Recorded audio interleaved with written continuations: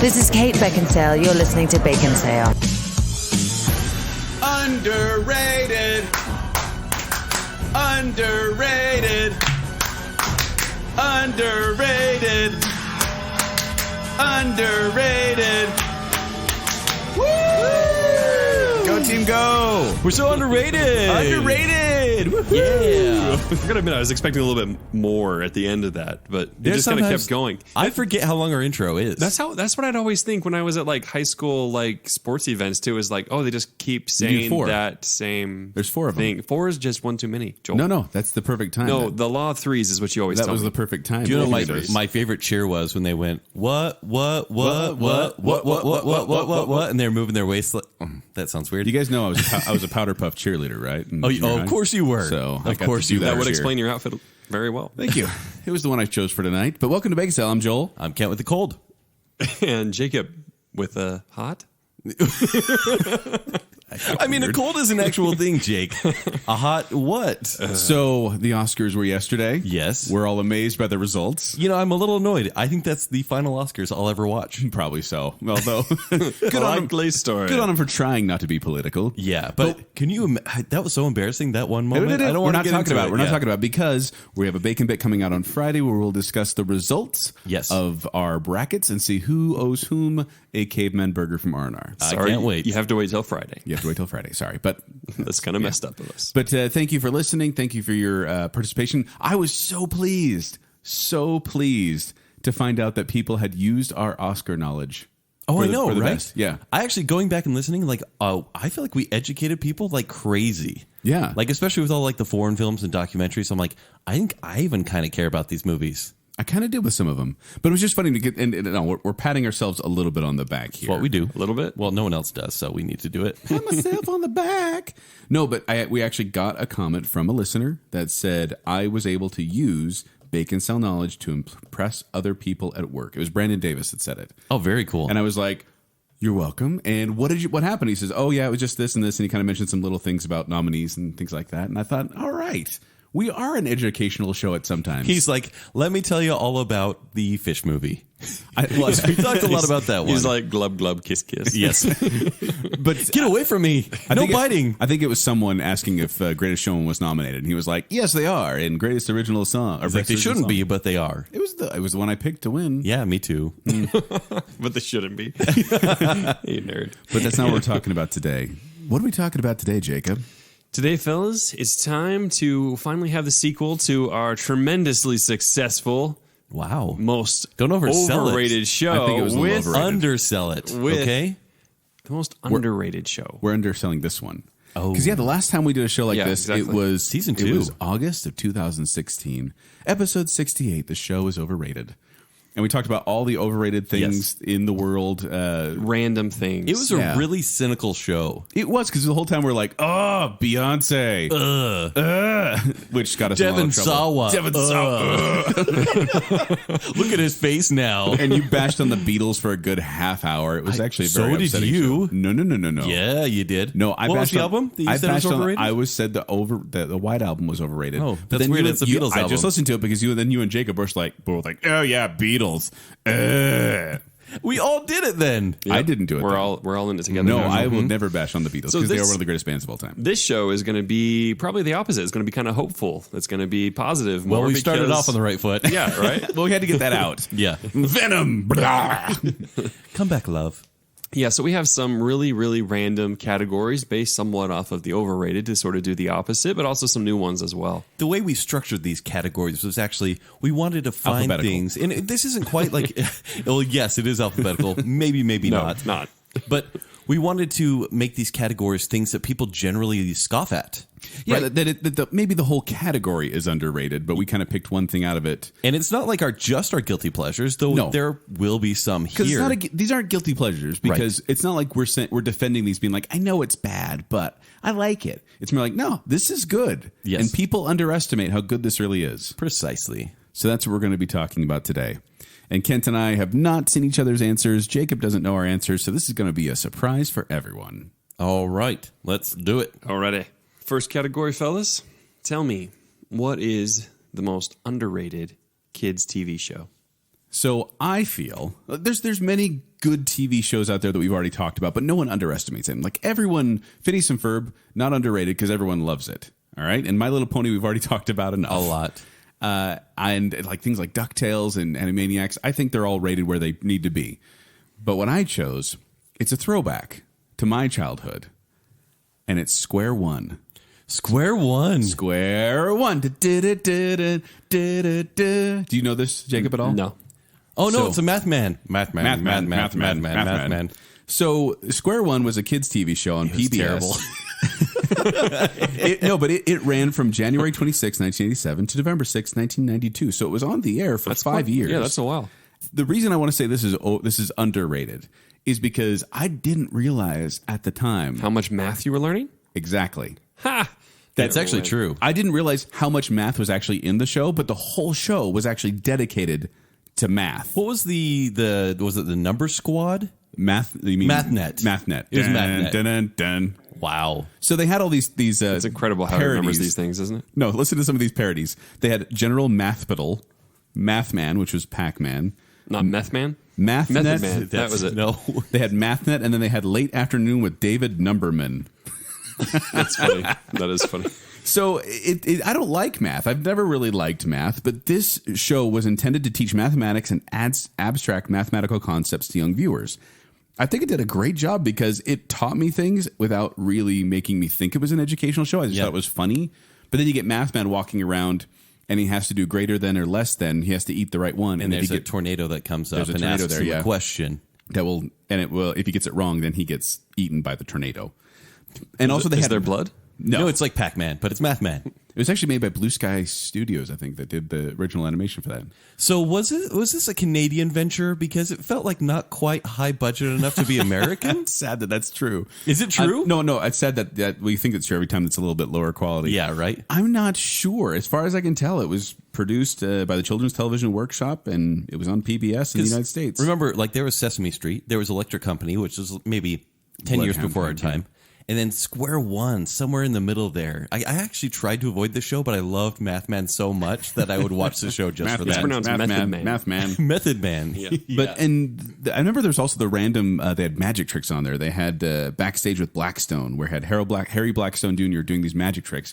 And then he'd show you how the tricks were done. It was so cool for me. And that's one of the reasons I really enjoyed magic. That would explain why you do magic tricks. And math tricks. Ta-da! But yes, I feel like Square One is underrated. Michael. And I Is wish it there was still a way. watchable somehow? I don't know. I was trying to find. I found clips, but I haven't really found a place to watch a good quality copy of it. So, Square One. So I would eventually like to do an entire show on kids shows. On because Square One, you mean? Square One. We kind of have Saturday morning. Yeah, a little bit. But I've watched so many kid shows with my girls that I think And on your own. and on my own. Let's be honest. And this would probably be one that I don't think people know about or talk about. Are you doing current then? I'm doing current as in it was canceled like 8 years ago. Okay. Okay, here's the current. theme song. Hi, I'm Pablo. My name's Tyrone. I'm Uniqua. Wait for it. I'm Tasha. My name's Austin. And we're your backyard friends. The Backyardigans. I've heard of this show. Backyardigans? And this is why I chose this, because I knew you wouldn't be totally familiar with the show. I only know the name. I don't know anything about the show. Okay, let me show you a picture real quick, just on my screen. They have like a yellow hippo girl. Why do you have a Barry Manilow wallpaper in the background? But there's a penguin, there's a little kangaroo kid, there's a moose kid. and Barry there's speaks to him, Joel. There's a girl named Puppets, or is Uniqua. this animated? No, this is all animated. And so I actually think you should watch this show. You could find it on Amazon Prime. Watch it with your kids. There's like 5 seasons. Now, so, what age of kids though? honestly, I've got the 6 that are like It's under 5, colorful enough. the 4 that are above 5 but below 10, and then the 6 that are above 10 but below 12. look, if you're having your 22 children It's way above more 10, information than you've ever given before. I'm trying Joel. to do math. I should have watched more Square One, obviously. Square One. If kids are 7 and above, they won't like this show. Okay, so this is more of a younger kid. Yeah, 7 and below, because it's colorful enough if kids are just dumb and can't speak. But I'll tell You're you a what. good dad. Yeah, I know, right? My poor kids. But here's the thing, like every episode of this is a parody of a movie. Like it's like these kids, they go in their backyard, backyardigans. Okay. And they play out like an Indiana Jones movie where one of them is Indiana Jones and two of them will be the villains. Wait, do they know they're doing a movie? Or is it more just like it's the story not like lends Muppet itself? Babies really, but it's more like... Oh, so it's not good. It's way better than Muppet Babies. No Have way. people watching ever thought about actually watching the real movies instead of the ones they're acting out? Like instead of watching this show, but it's for kids under 7. right. And so they're going to watch a James Bond movie essentially. You show your kids that movie. And yeah, that's true. 7, remember? Not 7 age, but we watched 7 together. But they'll act out a James Bond movie, and they have original music in every episode, maybe 2 or 3 songs, and they're not half bad. And so if anyone That's has seen basically an Backyardigans, A- for Kent. But wait, is the whole purpose of the show to teach kids about movies? it's just about to teach kids to play pretend, honestly. Okay. This would explain a lot about why he likes this one, honestly. It really I'm, is. I'm intrigued now. Because it's actually. not movie education. it's not forcing it in your face. It's not like here's a reference from Indiana Jones. It's like here's a jungle adventure, and that's what the episode's Okay. about. Here we are fighting in a basement. We're not talking about this club. Precisely. But no, it's very good, very underrated, very unseen almost. It went for 5 or 6 years. Now, is that hipster or is that underrated? Underseen, underrated. Okay. So maybe hipster, yes. We have to distinguish there. This isn't a hipster show. This isn't a guilty pleasure show. But this I mean, is this underrated show. This went for many years, so not totally hipster. Like, I'm surprised you haven't seen it with as many kids as you have. Yeah, we mostly watch Ken Burns dramas. Oh, I'm so sorry, kids. All right, next category is going to be the underrated disco song. This is a funny category. How do you find an underrated one? Like the only ones you're going to know are ones that you know. You think, but we have a couple nuggets here and there. Like, are people rating these at all anymore? So I actually asked for help on this one because all I know about disco, like, I don't mind disco, honestly. Who'd you ask? I asked Chunga, of course. And I said, Disco hey, King. apparently. He's my music. Disco Chunga. He's my That would music explain go-to. those pants, honestly. I know, right? We're just wearing weird stuff tonight. Yeah. No, Chunga's pants. Oh, his pants. Yeah. Why are you I'm wearing his Chunga's pants? But I asked him, This I is said, getting weird. I said, hey, what about this song? Because I had a choice. And I said, what about this song for underrated? He's like, that's one of the biggest disco songs ever. I'm like, clearly I'm not very educated here. Yeah, that'd be the trouble. I said, help me out here. He goes, look, there's some big bands out there with We're not doing big band. We're doing disco. right. Oh, gosh, kid, get the category right. But with some minor singles. And so he gave me a few. I listened to a few tracks. Speaking of minor singles, how's your dating life? Wow. Hey. Guys, I'm having a hard enough time concentrating tonight. Let's just keep doing this. So keep going. You keep talking about the disco. So this band, it's Chic. Everyone knows Chic. They did Le Freak. Yeah, chic, live freak, freak out. And that is their biggest single, right? That one actually eclipses all their other singles. They had 4 or 5 major hits. But this song was their first single. It's Everybody Dance. Listen to this bass line right here.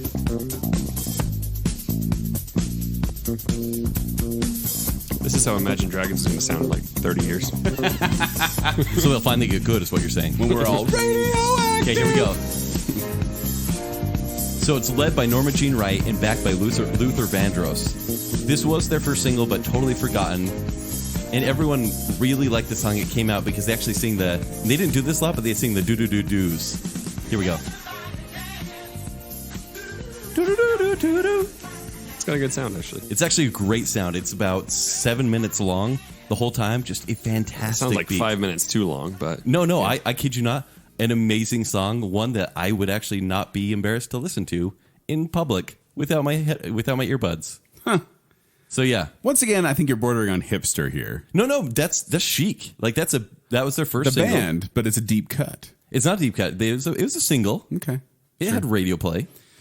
Gentlemen, when you think of disco, what do you think of? What band comes to mind? Bee Gees. Very nice. And what songs come to mind from the Bee Gees? Staying Alive. Exactly. That's what I picked. I'm kidding. No, when you so mad. When you think of the Bee Gees, you think of songs like Staying Alive, How Deep Is Your Love, Night Fever, You Should Be Dancing, More Than a Woman. I have a guess. Go for it. Night on Disco Mountain. What? Is it? No, it's not Night on Disco Mountain. Is that someone else? You can't just make up titles to songs and think they're going to be what Joel picked. You fool. One of those. No, this is actually called Nights on Broadway.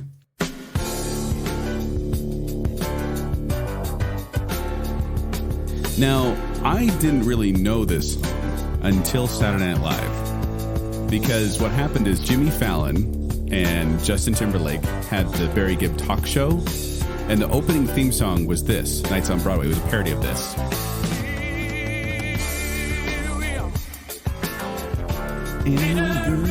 And And actually, the way they sing it is much more happy. It's like, hell, I'll get it in just a sec. Here we go. Discussing politics and the issues of the day. So that's the voice they do. Not high enough, Joel. Not But, high enough. no. One more. That's just it, Jacob. One octave higher. Hold on. I'll at least get to the chorus here as I talk about it. So the reason I want to bring this up is why it was underrated. First of all, there's actually kind of a darker undertone to it. It's kind of more of a serious song for It's the got Bee a Gees. real funk vibe. Yeah. But Sounds funny when you say that. Yeah. It's a real funk vibe. On the nights on Broadway. So they had this song, and they were doing the track, and then the producers said, hey, can one of you guys make this song more exciting by screaming really high-pitched in the background? That's what he told them. And so Barry Gibb decided to sing higher and higher, trying to hit this note, and he's at the end, he's like, blame it on the nights on Broadway. And they realized that he could do a very good falsetto, and this is the song that put that in gear. That all of a sudden Barry Gibb became known for his falsetto, which you may know became a staple of Bee Gees songs after that. So this song, Nights on Broadway, so I'll stop playing it now, but I'm just jamming. That makes it underrated, right? Because we don't appreciate it enough because of what it did. Yeah, that It's makes kind of a boring song. But yeah, no, I get it. Oh, it's so good. You got to listen to it with headphones. I do. It's There boring is for there's sure. a very, very good. By the way, really David boring. Shire wrote Night on Disco Mountain. Good. I'm glad you were listening. Just saying, I had a fact check. myself. Talking it up on the Barry Gibb Talk Show. Talk about chest hair. Talk about crazy gold medallions. Are you doing a Jimmy Fallon sketch? Yes, I am. Don't. It was funny. But yes, Nights on Broadway by the Bee Gees. Underrated. All Very right. good song. Very good disco song. Our new underrated category is the Dollar Tree item. No, I don't think we had an overrated Dollar Tree item. We did not have an overrated dollar. Yeah. But if we did have, what would it be? Glasses. They're eyeglasses there. They are so Eyeglasses. overrated. What? I was going to say they're frozen dinners. They don't actually help you see. Oh. They're fake. But they're Fake they're glasses? reading Okay, that makes glasses. Okay, I'll go first. Back in December, the light bulb on my lava lamp burned out, and so You do not have a lava lamp. Oh, yes, I do. Really? I've From had a lava- college? From before college, it's like a high school lava And lamp. it's still around? It's actually a wall lamp. So it's like a whole. How have your like, kids not window. broken that thing? I don't let them touch it. Oh, yeah. That makes sense. But no, this is on my desk at work now, actually, and I love it. It's black base, green liquid. It's very cool looking. Wow. But the lava lamp, the light bulb burned out, so I Why was didn't you looking. bring it to the office when we were working together? They didn't like us to plug Dude, in a stuff lava there. lamp? That would have been really fun to It was have. on my nightstand then. That would have increased culture by 200%. Probably At so. least. But so I ordered a 2-pack of 40-watt A15 light bulbs from Amazon for $5. Thought it was a pretty good deal. They both burned out within a day or two, and like one burned out, and I was like, "Dang it!" And I put the other one in, burned out. Ugh. Then I went to Dollar Tree, and I saw A15 light bulbs. Wow. It has been working ever since then. Wow. So What a deal. underrated. Who knew that appliance light bulbs would be so effective? When Amazon, they're crap. Right. You could So- probably get worse ones at IKEA, too. Probably so. Way to go, all a dollar. So So a Dollar buck Tree. for $1 instead of paying $2.50 per bulb. I'm paying $1 per bulb. Why don't we have a lava lamp in the Batcave or the? We will tomorrow. Yeah, I promise you. Do we call it the Batcave? Bacon cave. Bacon Cave. I'm like that. Yeah, we don't Batcave's want to not get right. sued Yeah, by a fictional Bacon Cave. character. Yeah, we need a lava lamp here in the Bacon Cave. So yeah, light bulbs underrated. All right, mine is it's my go-to. This isn't the toy. The toy is not my go-to. But when I take my daughters to Dollar Tree, it's because I'm like, hey, I'll buy you something. I'm doing you a favor here because I realize this toy will be thrown away within a day. They're like a grade above McDonald's Happy Meal toys, Maybe. if that. Yeah. And so I let them pick out one thing, and they always go, can I have two things? But they always look for one thing, and they spend about 30 minutes looking for their one toy. Yeah. The go-to for them... And you're trying to pick up moms at all the dollars? No, that's Target and Costco. Okay. So Single minors, minor singles. Wow, got single minors? Oh my gosh. This could go terribly. But my choice is mermaid fashion dolls. Mermaid fashion dolls. Mermaid Are these fashion like dolls Barbie ripoffs? are Barbie ripoffs, and they're Okay. made out of just a plastic shell. The whole thing is a plastic shell. They come apart really easy, but these are good for bath time. They're okay with like getting wet. Yeah, the absolutely, because it's the just cloth doesn't plastic just and melt away. Yeah, you almost could. I don't even think there's any fabric on it. I think it's just a plastic mermaid tail. Oh, okay. And maybe like a shirt or something, maybe. But it's not fabric though. not at all. Okay. because they're $1 and they put them in the bath and they kind of rot probably from the inside out, it's okay that because they're just $1. But I have some reviews from the Dollar Tree website. It's basically my closet. Reviews? Yeah. Miss B gave it 4 stars. She says, "Love the mermaids. My swimmers love them too. I use them as gifts for swimmers." So swimmers like these. Swimmers. That's the theme. Okay. Hastigirl gave No them jokes. gave them 3 stars. She says they're great as Mardi Gras throws. "This product was perfect for our Mardi Gras crew to throw from our float. We are the crew of Serena," and she put in parentheses mermaids, so she and her friends are mermaids. "The best part of this purchase was the manager of the local Dollar Tree store. She was amazing and helpful. I couldn't have asked for better service. 3 stars out of 5. I was like, I'm like, why are you reading seems that? a little harsh. And I love that I found the review section for Dollar Tree. I didn't know they had a review section, but it makes sense. That is very surprising research you've done there, Kent. Is what I do. Yeah, who knew that was coming, right?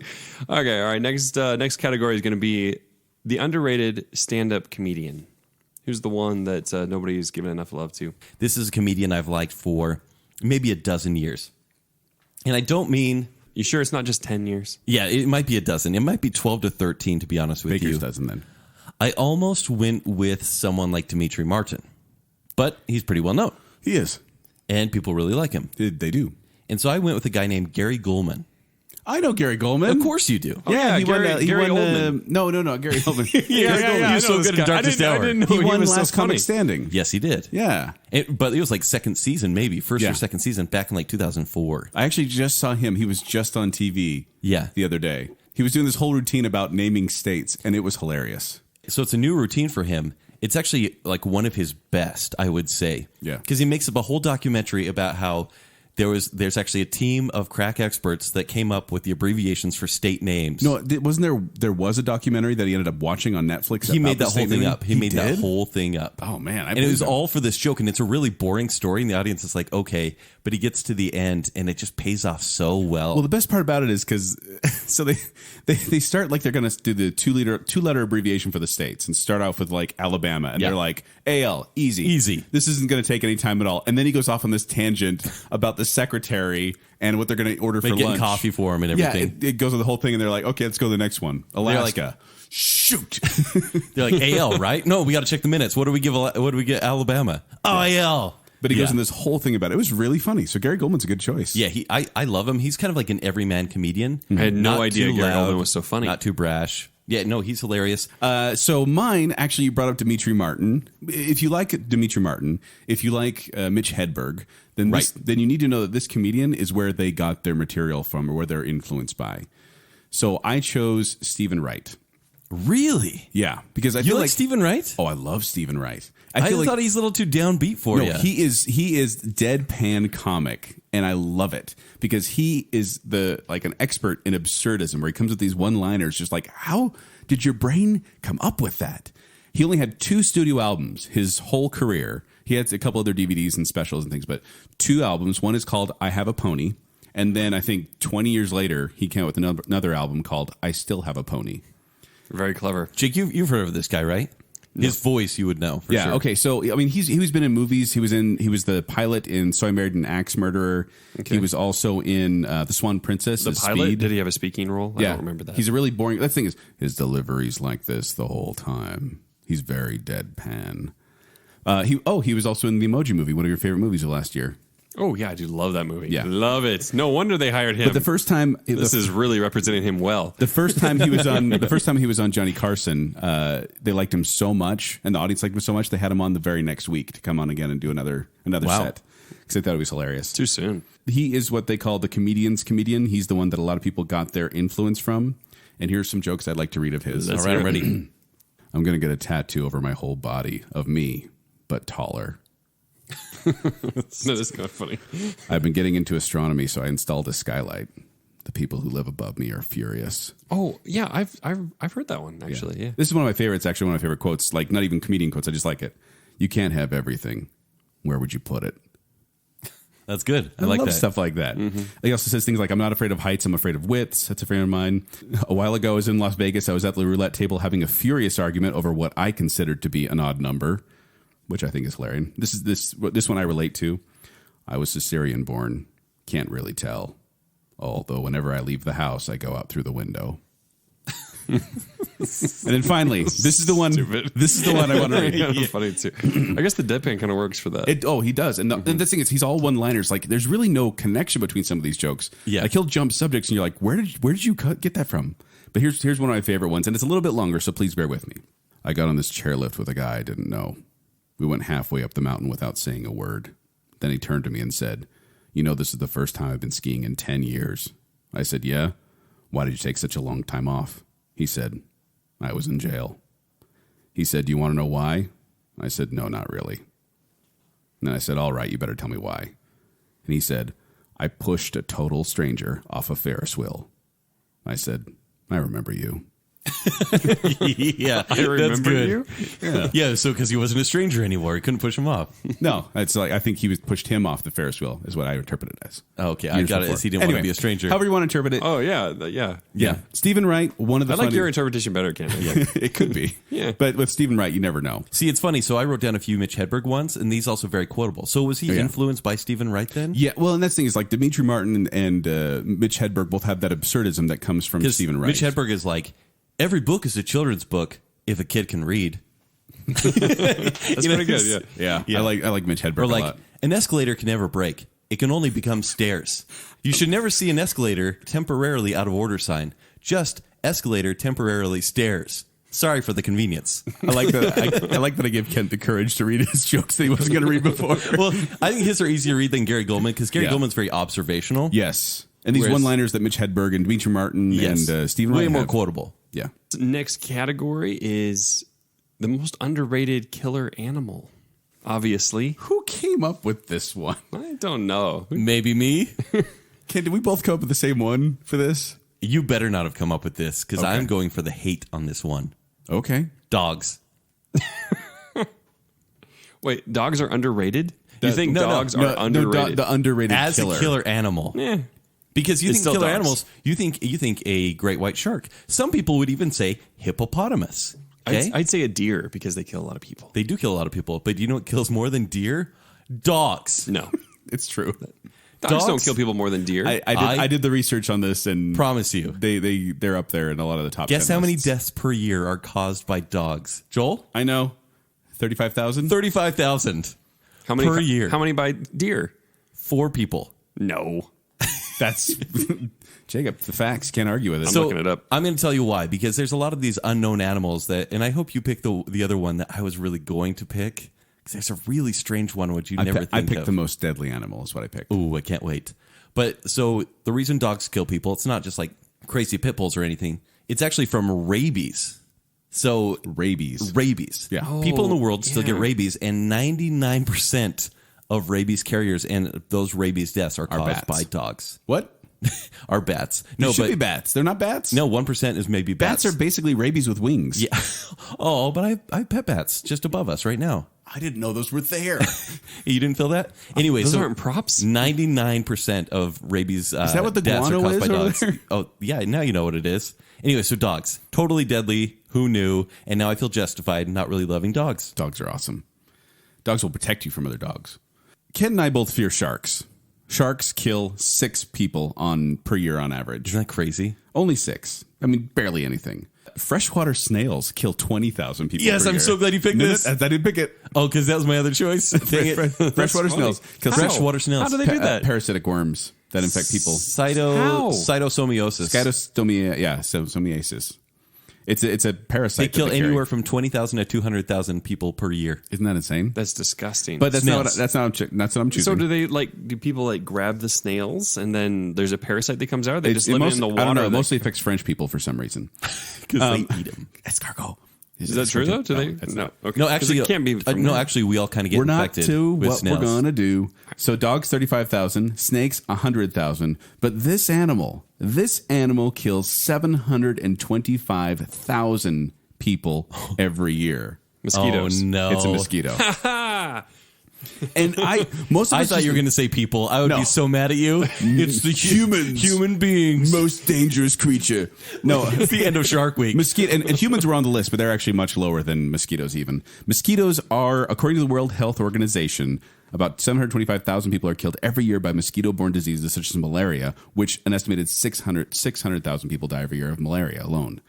They are huge. They are just. The mosquitoes are very small, actually, Joel. Well, I meant they're filled with disease. These Dad animals, dengue fever, yellow fever, encephalitis all come from mosquitoes, and yet I mostly just think of them as a pest. Like I'm like, ugh, mosquitoes are so annoying. Can I ask you a question? Sure. When you want your mosquito bites to stop itching, do you do the little? I do the cross, little with my fingers, yeah, with Does the it actually fingernails. work, or is that an No, old that wives' doesn't tale? work. It works because it's placebo effect. Oh, If I okay. believe it's going to work, it's going to work. Well, now that you told me, it's not going to work anymore. No, it works.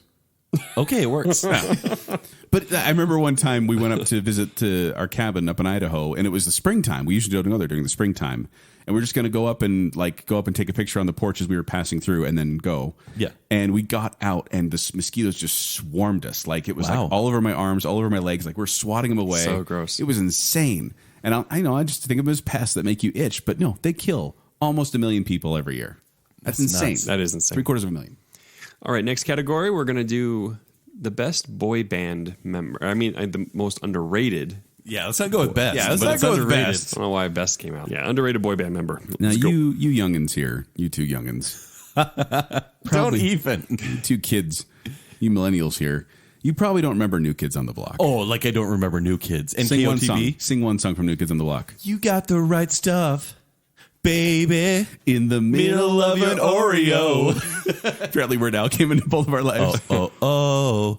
Oreo. Yeah. What's in the middle? The white stuff. Okay, So good. if you remember New Kids on the Block, you remember Donnie was the bad boy, Joey was the cute one, Danny was the muscle, Jonathan was cool, but Jordan Knight had the talent. Yeah, so is he underrated? He's underrated because I didn't realize how many New Kids on the Block songs, iconic ones, Yeah. he sang. He's got the lead vocals for The Right Stuff. That's he him. does. He also does I'll Be Loving You Forever. I'll be loving you forever. I should have done clips for this one. Please Don't Go Girl and Step by Step. You still can, Joel. Step by step. Ooh, baby.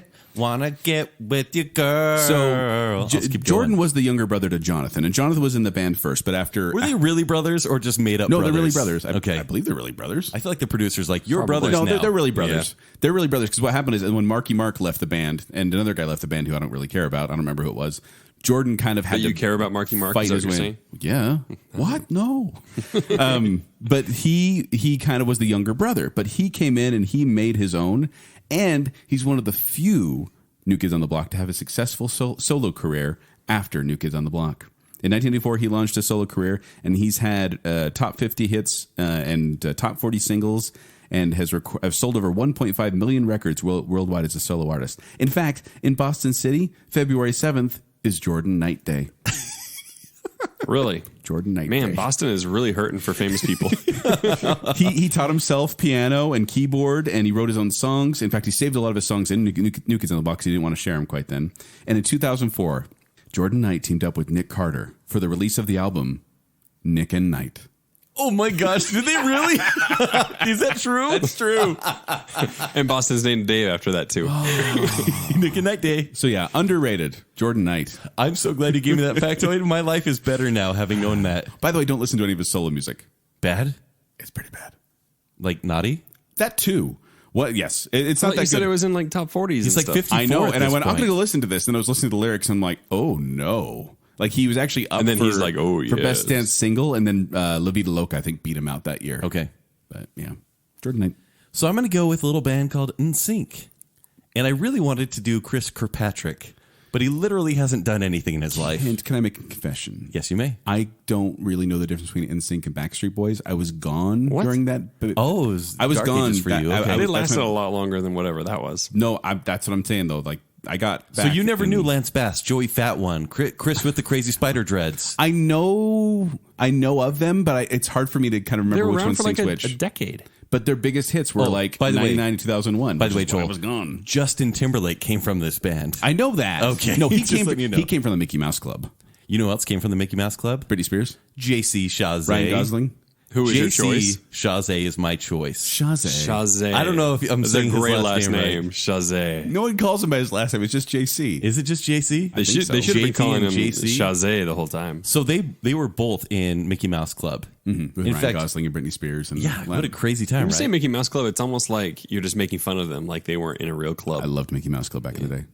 Here's the thing. He tried to become big after NSYNC, and he actually had Like Joey Fat One? No, but Joey Fat One just started hosting like reality TV shows. Fatone. I call him Fat One. I know you do. Yeah. So JC, he actually had an album. It's actually, I listened to it today. Actually kind of good for a pop album, but it didn't really go anywhere. And so he got in a big scuffle with his label, and then kind of just went his own way. And now he's been like an actor, like on Las Vegas, Ghost Whisperer, and Touched by an Angel. Huge shows. And he's also a judge on America's Best Dance Crew. But that guy has made it. Here's the thing, right? I read this factoid about him. So last New Year's Day, he rescued a 1-year-old girl on a Miami beach after a helicopter flying too close to the ground sent an umbrella flying across the sand. Oh. I'm not sure if the umbrella was headed towards a 1-year-old, but does that he even definitely mean? saved her. That's what this fun fact It means an said. umbrella was rolling across the beach and he ran and grabbed someone from getting bumped by her umbrella. He's the second vocal lead for NSYNC. Like, he was the second most well-known, and girls liked him second best. That's Justin Timberlake's band. Yes. Yes, that's Justin, not Backstreet Boys. So here's the thing. Justin Timberlake said, in my opinion, he had the best voice out of all of us. Out of all the boy bands, call him what you will, he was the one that could out-sing us all. But not Jordan Knight. He said out of all of them. Underrated. So JC Chazé. All right. I give him that just for Shazay. All right, next category I'm jumping to just because I really want to see what you guys are going to choose. What's the underrated Nickelback song? This is a funny category. So this was the first one. It only took Kent like 6 hours of research to figure out how This to choose was this. literally the first one I started researching, and the last one I researched because I could not find a Nickelback song that I liked. And I know I'm saying that like with a bit of cynicism, but I was like, okay, I have to listen to Nickelback really sincerely for the first time in my life. I think it's funny that you don't like Nickelback because it is so bandwagony to not like Nickelback. I almost think you'd be the opposite and be like, they have some good songs, guys. Yeah, that's true. Should you go Honestly, the other way to be a hipster? I wish I could, but I can't get behind it. They're just not good. It's Nickelback. But I even asked Greg from Greg Scott, I'm like, hey, could you listen to Nickelback for me? I don't really want to do this. Could you find a few good songs? And he found a few. Jake, you found a few for me as well. Yeah. But they had 90s albums actually before they were huge. Right, but what I was looking for was like a different sound from them, and I couldn't find it, so I did pick one eventually that I kind of like. So this song is called Sincerely, though? Something From Your Mouth. No. What album is this from? This is from 2008's Dark Horse. And I actually kind of like this one because This is random. It sounds like a legitimately decent rock song. And if you listen to it, even though that's still Chad Kroeger, he doesn't growl as much as he usually does and do his drawl. Something From Your Mouth? Something From That's Your a Mouth. terrible title. It's a terrible... Look, it's Nickelback. It's kind of a terrible song. If you listen to the whole song, it's actually okay, and it doesn't sound like just there, everything that we know. I just really can't stand his voice, and because that one sounds the can you least not like stand him, his voice because he was overplayed, or because everyone has been? I only really know inundated 2 or and 3 of their hate him now? songs, but every one I hear, even listening through, I just don't like his voice. The band sounds pretty blasé, almost like a Fuel from back in the 90s or any other band like that. So I don't mind what they play. I don't like his voice at all. Can I make you mad right now? Yeah. I would just assume listen to Nickelback as Red Hot Chili Peppers. Ugh. Yeah, Wow. because they sound the same to me. It's like, I'm so sad for you. yeah. Or Yeah. maybe you should be happy for me Why? because I can find joy in things that you can't. Nickelback. Nickelback. You do you, Jake. You do you. All right. My turn. This is without a doubt the most underrated Nickelback song ever. Oh, let's hear it. Really? Is this Creed? This is great. You're a monster. You're a bad person, Joel.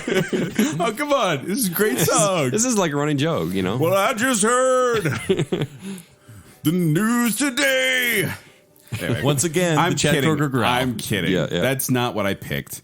But Nice setup. I just had to do that because I always got them mixed up. But This isn't technically a Nickelback song. Is it Saturday Night's All Right for Fighting? Oh, no. You're doing a Santana song. No, it's this one. I can't remember what that one was.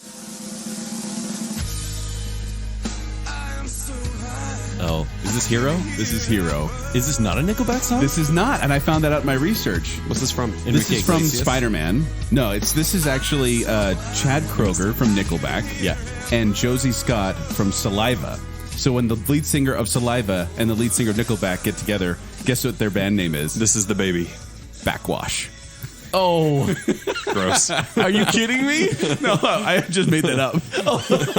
You were throwing me off like crazy. No, funny. so this song "Hero," this is the theme song for Spider-Man back in 2002, and as much hate as Nickelback gets, this song still for me is associated with the amazing experience of watching that first Spider-Man movie and being like, "Wow, this is a really good superhero movie." Because before that, it was all the Marvel '90s stuff and not as great. But this came out and it was like, no, these can actually be Was this pretty Spider-Man good. 1 or 2? Spider-Man 1. Okay, because Spider-Man 2 had 2 the is desperate confessional. I am selfish. I am wrong. I am right. I swear I'm right. That one. The band that your wife loves. Yes. I actually really like that song. Ugh. But You really like that song? I like Vindicated, but yeah, it's a good song. Uh-huh. You did a great job. You Thank you. really did it justice. Well, I can't sing like Chris Carrabba. So don't yeah, look like Chris it's Carrabba not either. it's not a Nickelback song, but it sounds Can't like dance one. like Chris Carrabba. And I feel like Can he dance? I don't know. I think we just say that about everything. Can he? But I think "Hero" is an underrated song because I think as much hate as Nickelback gets, think that it's song is one a of his good biggest hero hits, anthem. though. It is, but people hate on all Nickelback. But I'm like, no, this is actually a good song. It's enjoyable. It's single Give by it another Backwash. listen. Okay. Backwash. Backwash. I kind of love that. Man, it makes me. I wish I could throw in actually, but listener, go check out if you want to. The one I recommended to Kent was Nickelback's "Leader of Men" acoustic version. It's from a 1999 album, and it's actually pretty good. They have a good cover of Elton John's Saturday Night. It's all right for fighting. And but I didn't want to do a cover. You Yeah. didn't feel true to Nickelback. Yeah, that's. I wasn't true to Nickelback twice. You cheated on him. You're not faithful to Nickelback? You and Avril. Oh. All right. That one died I fast. like how we're so white that we're talking about Avril Lavigne and Nickelback. He is Canadian, right? Chad Kroeger? He is. Yeah. Yeah. He's probably on Square One when he was a kid. It's not Canadian. Yeah. All right. Next category is the underrated current sitcom. So this is a sitcom that's currently on the air, yes? Yeah. Underrated current sitcom. Because a lot of people said the modern sitcom has died and everything out there is kind of just a shadow of what it was before. But I picked one that I legitimately like and one of the few TV shows I still enjoy watching. It's on its final season, and it kind of makes me sad because it's a very good show. No, it's not. But it feels like it feels like it's a good time for the show to end because it's gone on for 9 seasons. It's a bad show, Joel. It's The Middle. Oh, okay. Never mind. That's Yeah. a good show. I The really Middle- thought you were going to say Modern Family. No. I'm kind of done with Modern Family. I am done with Modern Family. I haven't watched an episode in a long time. But the show The Middle premiered in September of 2009. It stars Patricia Heaton from Everybody Loves Raymond and actually Neil Flynn from Scrubs. He was the janitor in Scrubs. And it's just a show about this family that lives in Orson, Indiana. And it's really funny. Like, it's got this sharp wit. It's a family comedy. It's a single cam, kind of a Malcolm in the Middle style, but not as quirky. It's a little more grounded, but there's some weird stuff that happens on the show. But one of the reasons I like it is because it rings true to me with a lot of the family stuff we go through, even though the kids are completely insane. Like Axel's just this kind of millennial who doesn't want to do anything. Sue's an overachiever. Brick's just weird, and he whispers to himself. Is it weird now that the kids are grown up? No, but that's the best part is they are finding a good ending for it because they've all started to go off and go to college, and they're going to wrap it up instead of finding excuses for them to come back home and live with them.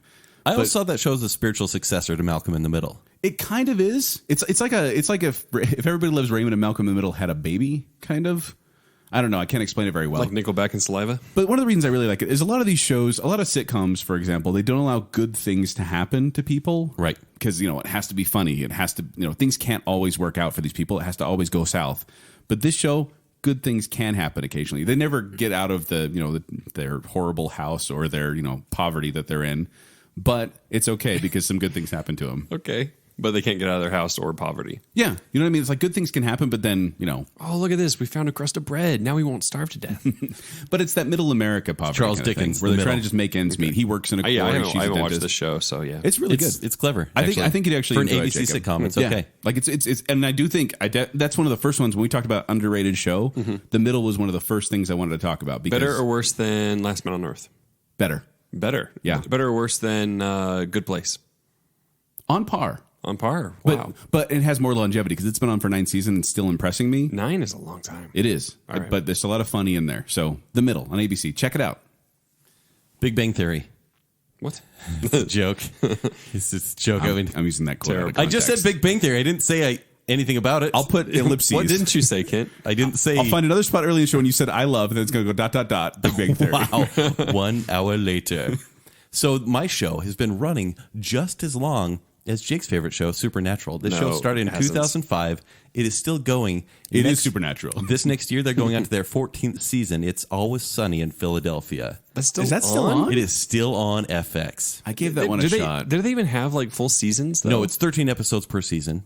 Haven't they had some where it's like they just like got together and like high fived and then walked away? That's season? basically what happens Do in the you episodes. really think it's underrated though? Because that's one of those shows that you find like T-shirts and Hot Topic about. No, you don't. There's a cult fan base. There But definitely I is. honestly think on your next shift at Hot Topic, look in the racks. there's so much Nightmare Before Christmas stuff, though. We got That's to where get he rid finds of his it. single minors. Why is that the running joke? I don't know. And I have no comeback for it. Because I'm not, nope, not even going to say what I was going to say. But this show has been running forever. And look, it should not be made anymore because it's a cheap, low budget show. But the reason I love this show is it's really these 4 friends were actually friends, and they decided to make a sitcom and pitch it to a cable network. Are they still friends now that Charlie Day's more famous than the rest of them? He's not really, though, because he had some movies that kind of failed. But he's got movies. He does have movies. But they've all kind of gone into other shows, like other sitcoms and sometimes movies, like Fargo. Some of them started in that series. Mm-hmm. But they always come back to It's Always Sunny because for them, it's easy to make and they love it so much. I gave it a shot. I just wasn't a fan. And I have a feeling I know why you gave it up because this is a show that makes me feel better about myself because these are terrible people. Yeah.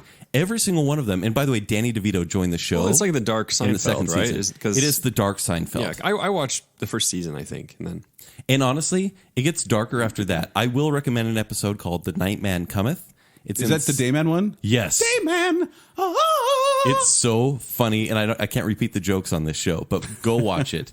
But like some of the titles for the show, like you feel bad for watching it. Like it's like Charlie has cancer, $100 baby, the gang exploits a miracle, Dennis looks like a registered sex offender.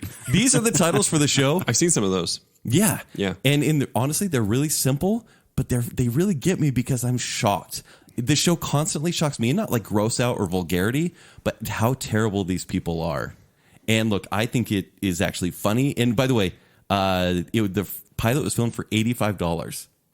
$85. How's that even possible? Because they bought tapes. They wouldn't even and they find didn't pay lunch for themselves. everyone. It's funny. Yeah. So, look, it's a low budget show that they all kind of made themselves. And I love that it's a labor of love, which has become one of FX's like success stories. Mm-hmm. I wonder how long it can last, but look, it's still going. So it's probably, it's actually my favorite sitcom. Really? Because I don't love sitcoms at this point. No. But yeah, my favorite sitcom. You never like straightforward comedies. No, it's true. Next category is going to be the underrated Razzie winner. If you don't know what the Razzies are, they're the Golden Raspberry Awards, and it's like the opposite of the Oscars. You get the Oscars, like we saw last night, that celebrate the best in movie achievement, and this one is celebrating the worst. The best according to a small group of people, and the worst according to a small group of people. An even smaller group of people. That pat themselves on the back for being so funny. Kent's not a fan of the Razzies. I hate the Razzies. Like, look, I'm a cynical guy. Everyone knows this. This is no surprise. But I feel like this is a show that revels in it. You're even cynical of the cynics, Kent. I honestly, like, they like to just dig into the muck and just make fun of films and actors. And honestly, a lot of their best or worst picture winners are bad. They're really, really bad. But they actually go after, like, particular actors again and again, or directors. Just because it's mean-spirited? It's mean-spirited.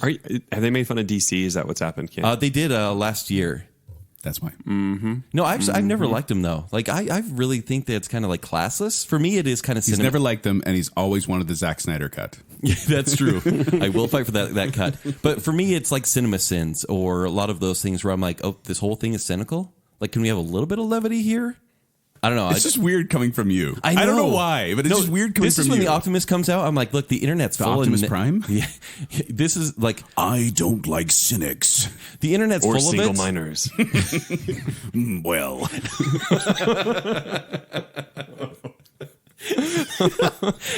By the way, guys, you've said more about this than I'm going to use for my quotes. Okay, all right. So look, I looked at the people they picked on, and they picked on a lot of the same people, but Sylvester Stallone is someone they picked on repeatedly. That's my pick. Is it really? I picked. As director and actor. He has won quotes the worst 11 times for worst director, worst actor, worst supporting actor, worst screen combo, worst screenplay, and the worst song. And then he's been nominated an additional 26 times for other things. Yeah, they're just picking on him. Yeah. Right? I mean, and it's 14 stuff for like, times alone in the best category. it's stupid. It's stuff for Best like actor Rambo. category. It's like, hey, I made a silly action movie, like the new Rambo, where he just kills like 900 people. Yeah. It's meant to be a dumb movie. And they're like, yeah, it's a dumb movie. Gotcha, Rambo. It's like, okay. He holds the record for most consecutive There's a new nominations. Rambo? It's like 2006. Yeah. The newer Rambo. Yeah, the newer one that came, that was like 12 years ago. Yeah. But he holds the record for most consecutive nominations for worst actor, 9 of them. And he was nominated every year from 1984 to 1992. Whoa. So I think this is a travesty, but he won worst director and actor for Rocky IV. Yeah, that made me mad. Isn't that stupid? Because Rocky IV is amazing. It's amazing. It is the most America movie out there. It's the second most American I movie knew out you'd go there. there. But like, it's a silly movie, but it's not like let's just wipe its face in the mud sort of bad. It's, By the way, I think it's funny that neither you nor I could pick any of the worst picture nominees or winners as our choice. Right. Because they're all really bad. Like legitimately bad. I can't defend those. Oh, really? But when you it's said like Tom Green movies. when you and said stuff actor, like I'm that. like, he's totally going to do Sylvester Stallone. Like I did. have to, because like, look, this is a guilty pleasure, but I actually really unabashedly enjoy this one. Ironically and sincerely, I love Rocky IV. Well, and I think, they pick on him so much, but at the same time, he gave us iconic characters like Rocky and Rambo, and he's given us some seriously good performances as well. Agreed. Not all of them are good, but not all of them are bad either. And I think you're right. I think they So did you pick him for the same movie as well? No, Sylvester Stallone? I just did Sylvester Stallone in general because I was Okay. like, holy cow, they are piling it on him. Yeah. So I hate your Razzies. All right. Next I category. think you're funny, Razzies. Next category is the underrated Madonna song. What is it going to be, guys? Does anyone listen to Madonna? Does anyone remember who this is? When Ken put this in there in the list, my only response was, Madonna? What? Okay. Like, I just thought it was so weird to put her in Well, because of all the artists how out often there. are you and I listening to a Madonna playlist? I actually had a pretty big Madonna streak for a while there. Yeah. What does that mean? You were like Madonna suit you a run material around? No, it was the Like a Prayer era, and like a Prayer Dick Tracy era. Those are the kind where I was like, wow. Although, Did you read her book?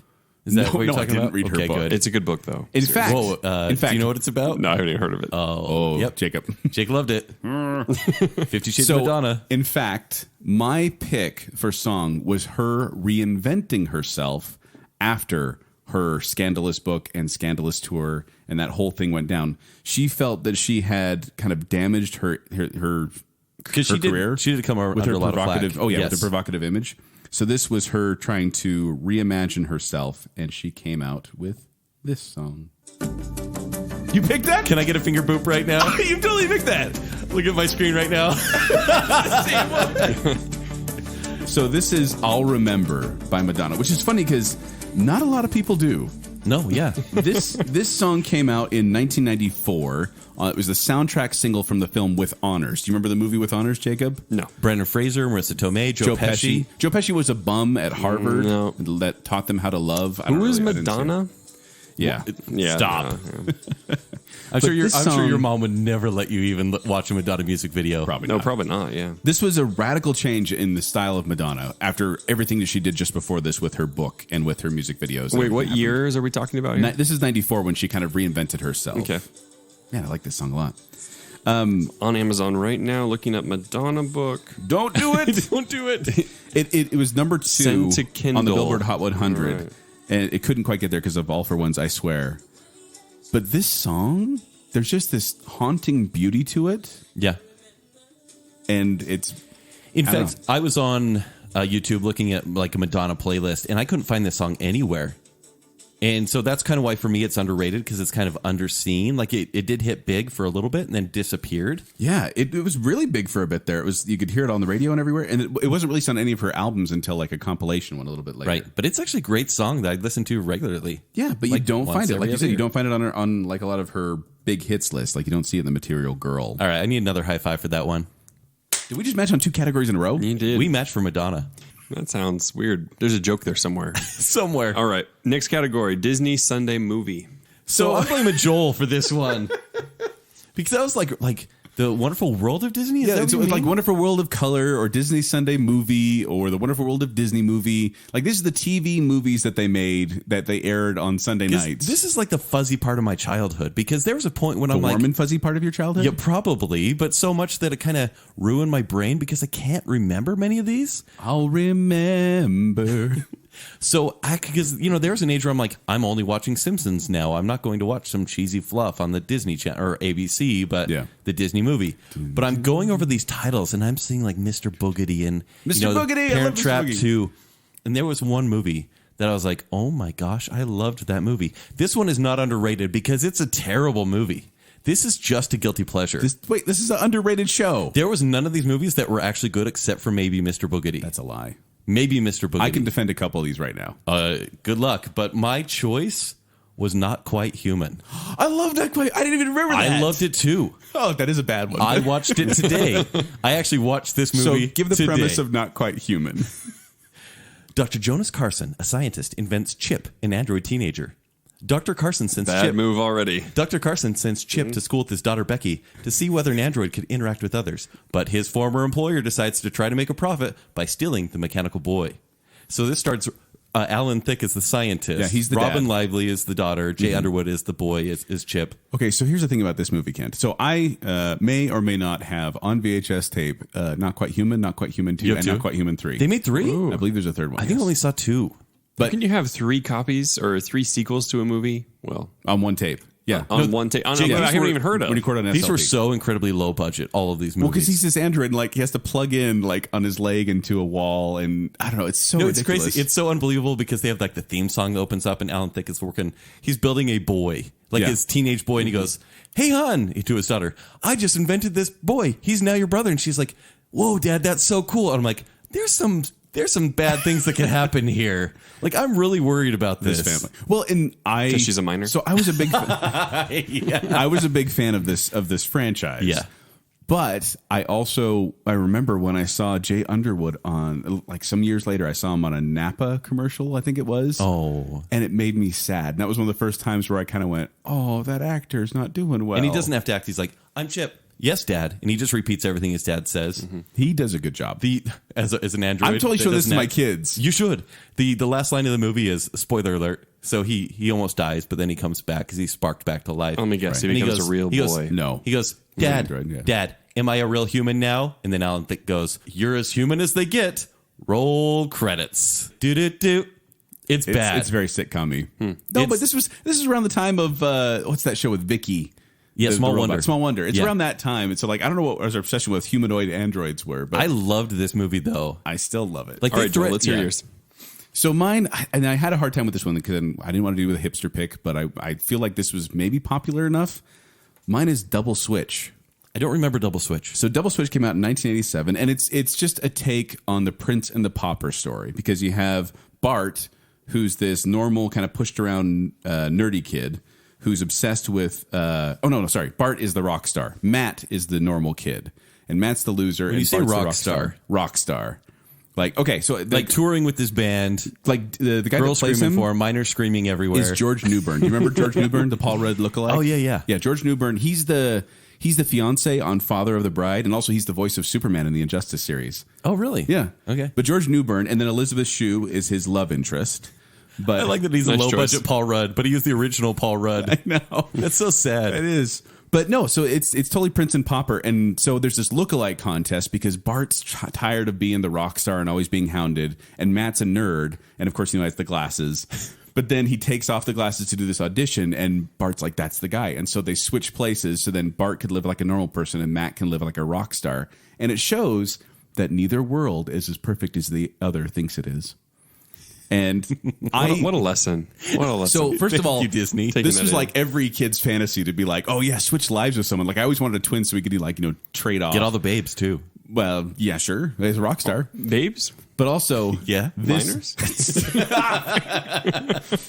But also this one I think had a really good soundtrack. Like there's 2 songs on there in particular that I wish I could have on MP3 because I love these songs. Someone's got to help us find those. They're out there. They're on YouTube, and I just need to, I'd listen to them when I need to. But When I need to. Is there a need? but I love the music. I love the story. Double Switch. It actually is on YouTube. What's better, Double Switch or Not Quite Human? Double Switch. But what about the Not Quite Human trilogy? Put that up. Oh, that's Double tough. Switch. But I loved all those. Like, Now make your choice. Remember Good Student luck. Exchange? Like Yeah. where the kids pretend like they're foreign exchange students was a fun one. Mr. Boogedy was also Yeah. great. Man, there's the richest cat in the world. Yeah, richest cat in the world. That's another good one. But yeah. All right, let's go on. Well, already next category is going to be the underrated teen heartthrob. Thank you, Kent, for adding this one. Because we had this on the overrated. Yeah, we did. And that's when I said Devon Sawa was overrated. I still feel bad about that. Actually. Yeah, but his face. I So don't remember who I said. Yeah, who did you say? It doesn't matter. So, Joel, can I ask a question before I go? Because I'm going to go first. Sure. Did you pick a guy or a girl? I picked a guy because, well, I guess teen heartthrob to me says guy. Like Yeah. you don't really call girls teen heartthrobs, do you? I went with the single minor. Hello. no surprise there, am I right? That's getting taken out of context. So, Sweet and tangy. oh no! So this we gotta get it through 2 more times. we got it. this single minor is once described as one of America's favorite 15-year-olds. This has gotten weird. Her name, and by the way, You went with a girl. We were about the same age. Larissa Olenek. Hey, Secret World of Alex Mack. Exactly. 10 Things I Hate About You. The only redeeming thing in 10 Things I Hate About You. Babysitter's Club. Have you seen 10 Things I Hate About You? Yeah. Okay. I was in love with her. I know my love has now kind of gone to Joseph Gordon-Levitt. 10 Things is the Julia Stiles, Heath Julia Ledger Stiles. movie. It's the Taming of the Shrew. Yeah, she's a little sister that the sister is protecting. And I saw this movie back in 99. right. Yeah, she's the cuter one. She's the Bianca. Yeah, I remember her. And I'm sitting there and I'm like, I am in love with this girl. I could not. Yes, basically, I started watching Third Rock from the Sun because she appeared on that show after this movie. Because I didn't really like Third Rock from the Sun. But I think she is absolutely gorgeous. And she has since gone on to, she stopped for a while. She did a lot of education. She did, Hawaii Five-0. And then she was on actually Mad Men, which I had no idea about. She was? Yeah. She was married to Ken. Huh. Yeah, I guess I didn't recognize her. Maybe she looks quite different. But I feel like Larissa Olenek, because The Secret World of Alex Mack, for a kid's show, it's pretty good. But you don't really hear about her or no one really even knows who she is. So you're going with hipster. Well, she's underrated. So here's the thing. In January 2013, according to TMZ, Olenek was granted a restraining order against one of her fans, who she claims was so obsessed he changed his last name to hers, as well as leaving gifts for her at her mother's apartment. Was this you? This was me. That's just what I was gonna say. I was Kenny Olenek for a while, and so I'm not allowed to. I'm only now allowed to talk Kenny about Olenek. I've been KO'd with your love. her. Yeah. Oh, wow. So Larissa Olenek. Now, Joel, tell me about the boy single minor you want to talk about. Yeah. Well, mine Ken focused a lot on looks. All right, and I'm going with underrated in regard to their acting. Are you saying you picked somebody ugly? What I'm saying is this person is not just a pretty face. Is this Sawa? Because you get a teen heartthrob out there. This is one of the names that gets thrown around quite frequently. Oh, they're also very that talented. you forget that they actually are a good actor. Okay. He's one of the Brat Pack, which includes don't even know Emilio what that Estevez, is. Anthony Michael Hall, Andrew McCarthy, Demi Moore, Judd Nelson, Molly Ringwald, Ali Sheedy, and Rob Lowe, my pick for underrated team heartthrob. Underrated? Rob Lowe. The guy Underrated. is an icon. Yeah. But people just think of him as this good-looking guy, especially back in the day when he was a teen Well, he heartthrob. was a bad boy back in the day. Well, that's the thing. He was the bad boy. He was the heartthrob. He was that teenager, But then he went on to show that he actually has some acting chops. He and literally is the best actor. literally is the best actor Yeah, ever. there you go. But he's in tons of stuff like The Outsiders. Outsiders, Oxford Blues, St. Elmo's Fire, and About Last Night were kind of his teen heartthrob era. Yeah. But he's had, and think about the rest of the Brat Pack that I mentioned. None of those have gone on to have the career that he Judd has. Nelson. he's on Suddenly Susan. But he became, and then Susan. after being a teen heartthrob, he was Sam Seaborn on the West Wing. He was Robert McAllister on Brothers and Sisters. He was Chris Traeger on Parks and Recreation. The guy is a talented actor, and he seems to have a very good head on his shoulders too. I actually follow him on Twitter. Yeah, on Twitter, he's great. He's very logical, and I actually appreciate that. And I just feel like a lot of people, when they think of the teen heartthrobs, it's like this guy actually has more to him than just being a pretty face. All right, I wouldn't say underrated. I'd say perfectly rated. I'd say underrated. That's why I chose him. Yes, So you can go back to your Larissa Olnick. I will, please. Larissa, I'll change my last name again. Have you done a what do they look like now thing? I don't dare. You don't dare. I've ruined people before. That's another quote that's going to take another context. No, I hate that we can't speak freely on this show. You can speak as freely as you want. Yeah, and should. All Now right. you know how I feel knowing everything I do is going to be in the outro. Precisely. Or in the epilogue. Yeah. Why doesn't my mouth work? And that. All right. See, exactly. It's not going to be funny, though, because I always whisper things so they don't sound as good in your sound bites. All right, so next category is the underrated movie sequel. What's the movie sequel that actually worked, but nobody knew? Because a lot of movie sequels, a lot of movie sequels in general, people think of as lesser because they're not the original, and usually they're not as good. I mean, except for the big franchises in a lot of ways. Where Yeah, you get the exceptions like Godfather 2 or Terminator 2 or Spider-Man 2 or X-Men 2, like where the sequel maybe even be better than the original. Right. But we're not talking about that. We're talking about underrated sequel. I think this movie is actually better than the first. It's Addams Family Values. No! Yeah. No. See, it's underrated by you, isn't it, Joel? It's not good. point proven. I think it's very good. Whoop! Adam's Family. There it is. So this one came out in 1993. Didn't make a lot of money. It was made for reportedly $70 million, made $48 million. $70 million? They spent $70 million on They a didn't sequel to release Addams it, Family? but people have guessed that it was around $70 million. It's not that good. I think it's really good. This is the one where Wednesday and Pugsley go to camp, and she has her first kiss. In fact, she actually said, so 20 years after it was With Devon released. Sawa. So Christina, It's not it was really. David Krumholtz from Numbers. So Christina Ricci said she didn't like kissing David Krumholtz. She says he had peach fuzz on his upper lip, and she didn't like it. I like 20 years later, she's like, yeah, I really hated that. So the plot of this one is the Addams family try to rescue their beloved Uncle Fester from his gold-digging new love, a black widow named Debbie, played by Joan Cusack. Yep. And I think it's a fantastic role for her. I think Say this John one, Cusack? Joan Cusack. They're one and the same. They've never been Have in you the ever same seen them in movie the same together. room? Except for say anything? Except for every movie ever. But I actually really enjoyed this one. I think it really builds on the first one, and I kind of enjoy it more than the first movie. And you have Baby Pubert. That's adorable. I don't know. It felt like it was just kind of more of the same. Sometimes sequels do that where they kind of hit the same jokes over and over. And that one kind of felt that way for me. I'll have to watch it again, though. It's been a long time. You should have, maybe with the kids. I watched the first one with them. Do they like it? They did, although my wife was kind of shocked at some of the things that happened in that movie. Yeah. Because it's a little scandalous at times. It's a lot scandalous. It is. Yeah. But I really All right, enjoyed Joel. it. I think it should be seen as better. Mine, By Joel.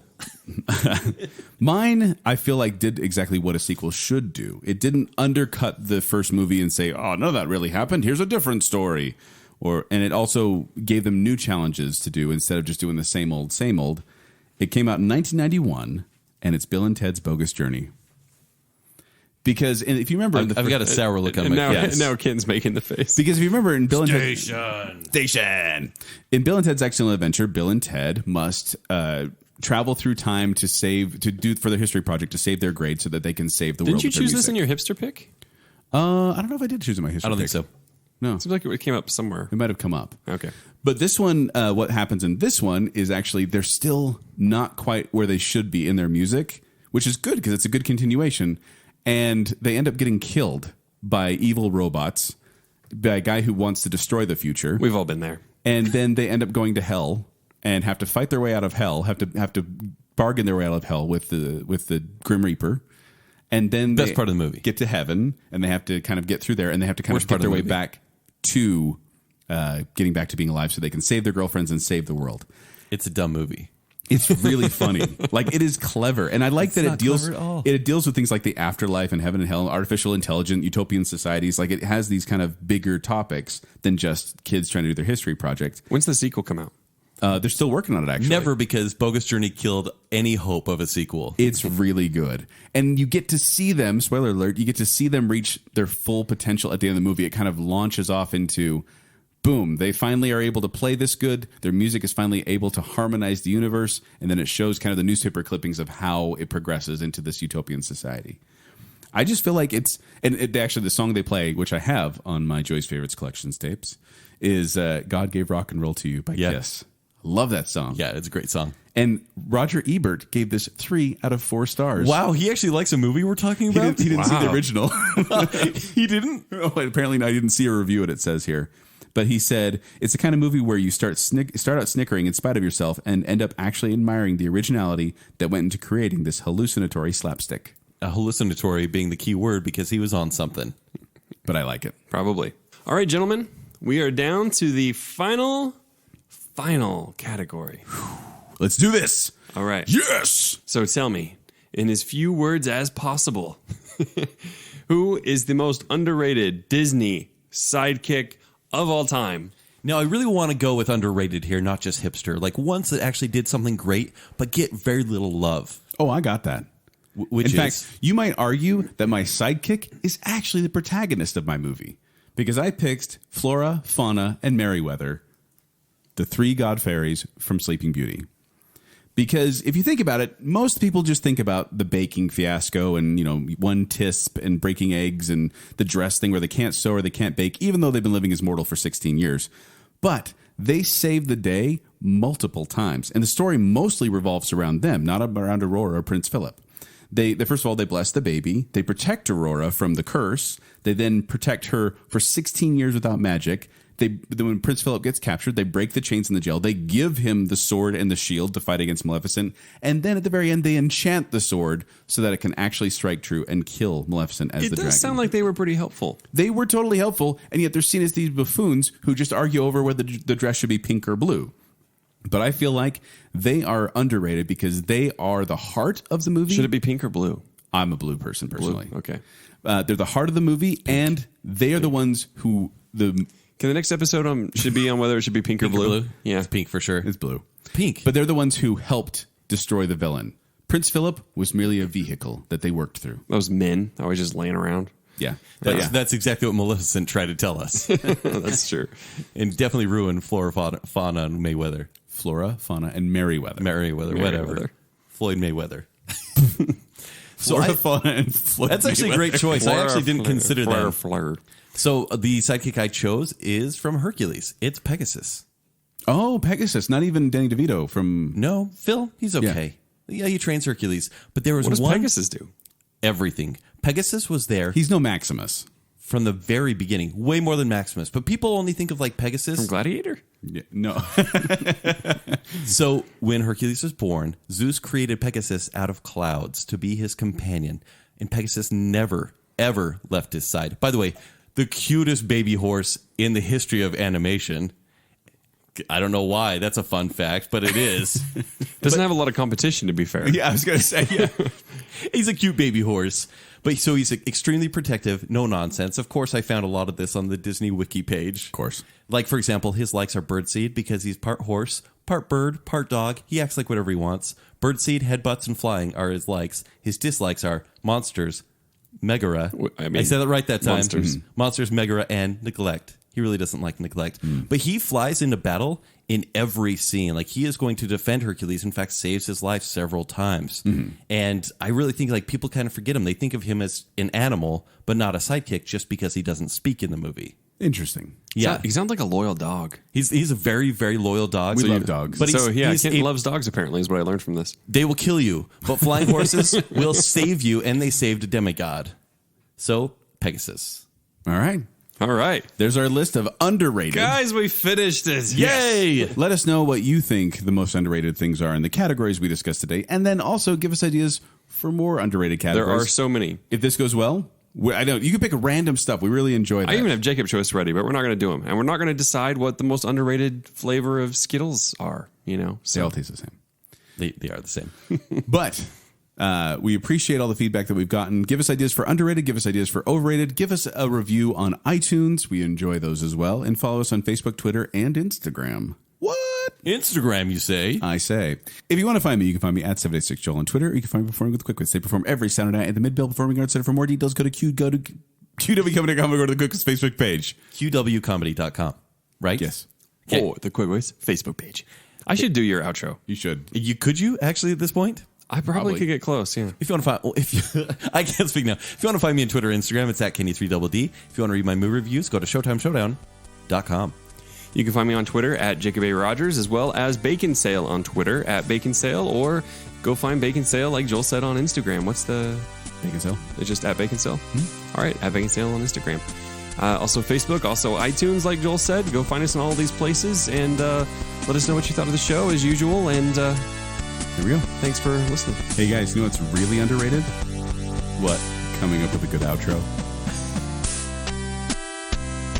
I'm Kent with the cold. And Jacob with a hot... Fish love. Mother. Oh, Beyonce. Oh, yeah, Beatles. Here to destroy your childhood favorites. Chewing annihilators, chewing annihilators. That would explain why you do magic tricks. And math tricks. Math man. But with some minor singles, and so he gave me a few. I listened to a few tracks. Speaking of minor singles, how's your dating life?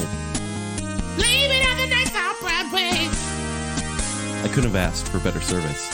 3 stars out of 5. How did your brain come up with that? Oh, he was also in the Emoji Movie, one of your favorite movies of last year. Oh, yeah, I love that movie. Yeah. Love it. I'm going for the hate on this one. But you know what kills more than deer? Dogs. No.